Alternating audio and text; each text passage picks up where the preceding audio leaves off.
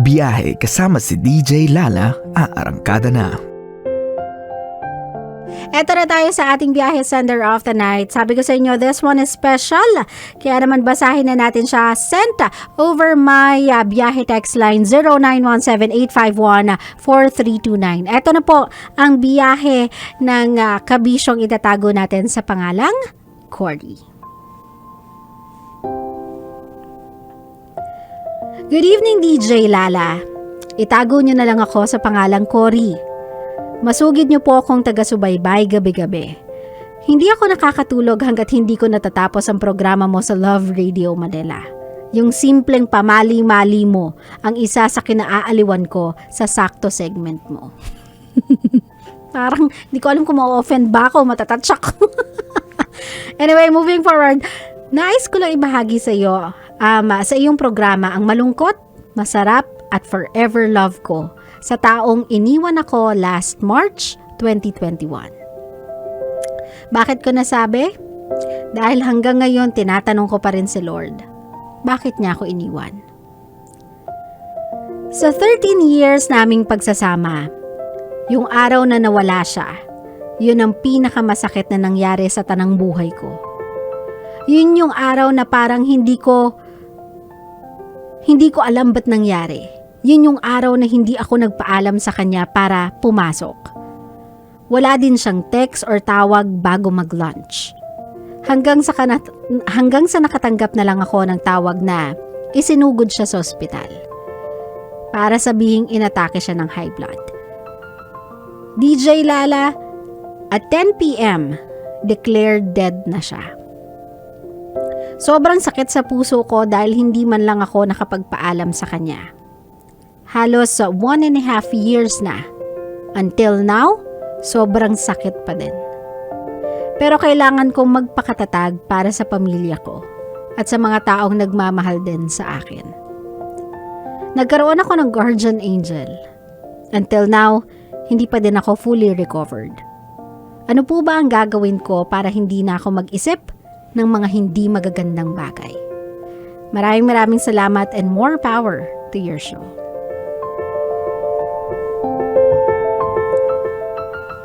Hi, love! Hi sa'yo, Cory. First and foremost, unethical siya actually sa radio, pero we feel your loss. O, diba? Nararamdaman namin yung loss mo. And if you are asking me kung yung pain ba na yan ay matatanggal soon enough, I cannot guarantee you anything. Kasi iba-iba talaga yung coping mechanism ng tao eh. May mga taong nagagawang magpakatatag, mag-move on with their lives, pero may mga taong nasa-stuck sa memories of the past. At may mga tao din na they want to live sa memories ng past. They don't want to move forward, they have no plans in trying something else, trying something new. And no one can blame them for that. Hindi sila masisi for that kasi they love that person. Pero even more so, they love who they were nung kasama nila yung taong yun. They love yung saya nila, yung smile nila iba, yung grit nila in life, yung tatag nila kakaiba. Kasi alam nila, andun yung taong yun, masasandalan nila at gagabayan sila. So may mga tao talagang hirap mag-move on.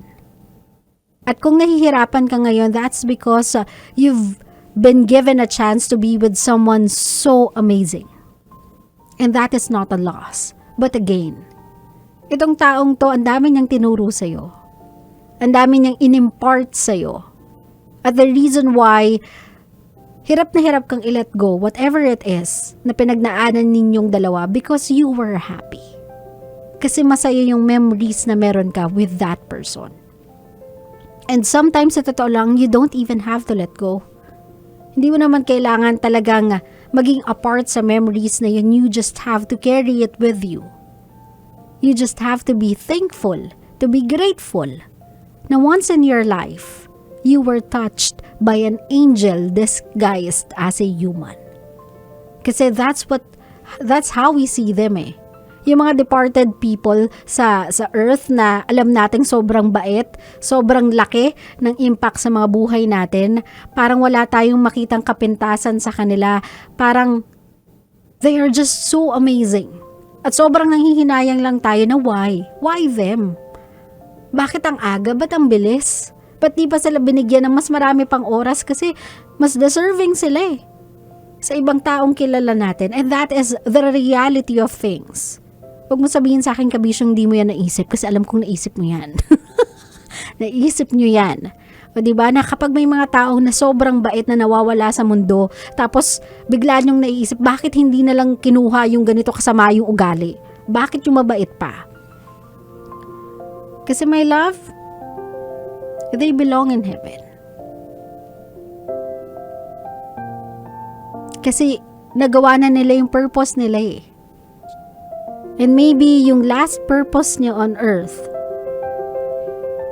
was to touch your life, was to inspire you, was to motivate you. Para i-drill ka, bigyan ka ng grit, para maging determinado ka in life. And he was right, Cory. You needed the push, he gave you the push. You needed to be happy, he made you happy. You needed to feel the love that's never ending, and now, until this moment, you feel that. Dama mo pa rin yung pagmamahal na yun. So my love, wag kang manghinayang na natapos yung storya niyong dalawa. Kasi kada hangganan merong simula. Now it's time for you to carry those special memories with you as you reach your goal. Para harapin yung bukas mo, para tuparin lahat ng pangarap mo. Kung tatanungin mo sa akin ngayon kung anong magagawa mo para hindi ka makapag-isip ng kahit anong hindi maganda, do not take it as a loss. Sabi ko nga sa'yo, instead of losing someone, you gained something. Something na hindi makukuha sa'yo. Something na hindi makukurap. Something na hindi mababahira ng kahit anong negativities. You have the most special memory that can drive you to become the better version of yourself that you were meant to be. If may mga dark days sa buhay mo, think of your happy days with Him. If may mga dark times sa buhay mo, think of all the positive things na nanggaling sa Kanya. All the encouraging words na ibinibigay niya sa'yo, and let that be your strength. If there's one thing na natutunan ko sa 5 people you meet in heaven ni Mitch Albom, some people die because someone has to live.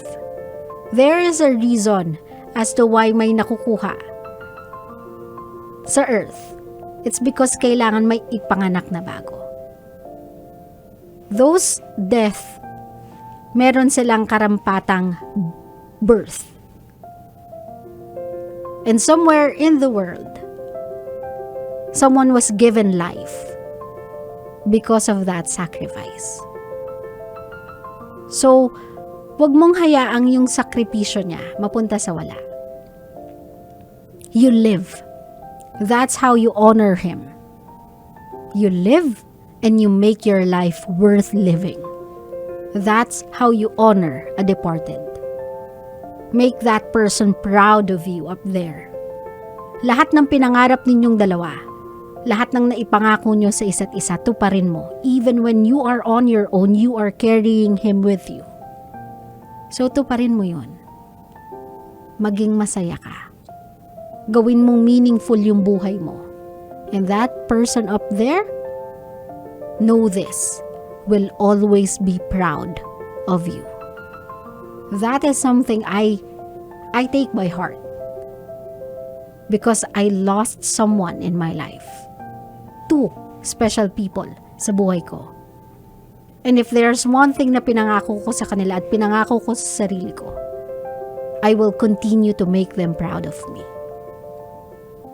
And I'm doing as much as I can to fulfill that promise. I will live happily as an honor, as my homage sa kanilang dalawa.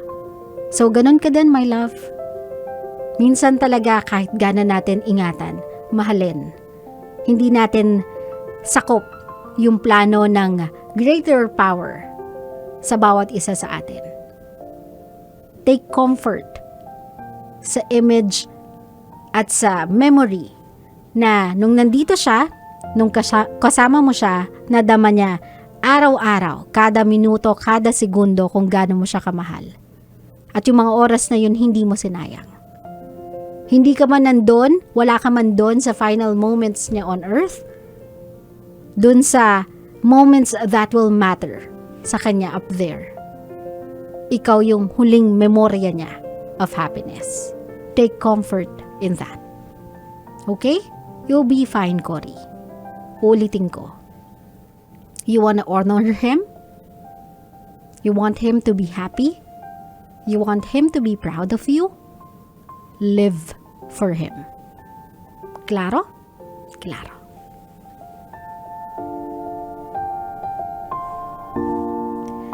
Sa mga kabisyo natin, hindi natin hawak ang takbo ng buhay. Hindi natin hawak yung plano ng greater power sa atin. All of us are living a borrowed time here on earth. So just make it count. Make every day count. Make every hour count. If you have people within your reach na alam nyong malaki ang impact sa buhay ninyo, make them feel loved. Spread nothing but love. Make your name a legacy by touching people's lives. In short, make your life matter. Make your life worth living. Claro?